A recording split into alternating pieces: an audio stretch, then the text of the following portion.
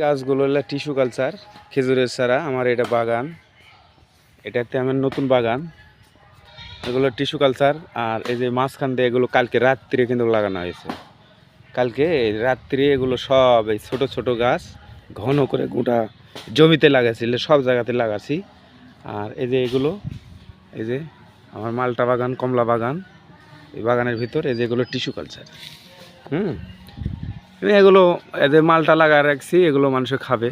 হ্যাঁ, 12 মাসি অনেক বড় বড় গাছ, কমলার গাছ। তো এই যে টিস্যু কালচার গাছ এটা লাগাচ্ছে। এখন টিস্যু কালচার হবে কি না জানি না। এই যে এটা, এই দেখেন, এই দেখেন,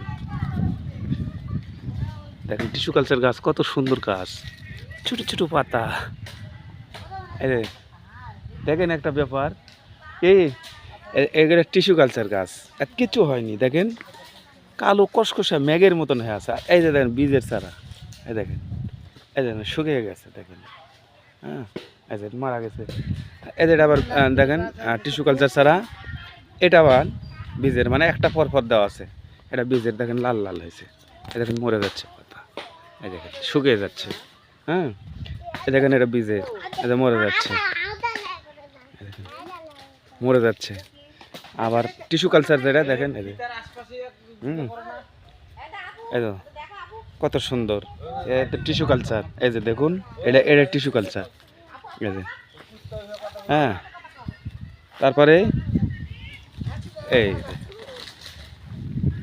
এটা হচ্ছে স্ত্রী গাছ আছে একমাত্র বাগানের মধ্যে, যেটা প্রথম বাগান আমার। ওই একটা বাগানের একটা গাছ আমি রেখেছিলাম, দুইটা গাছ রেখেছি।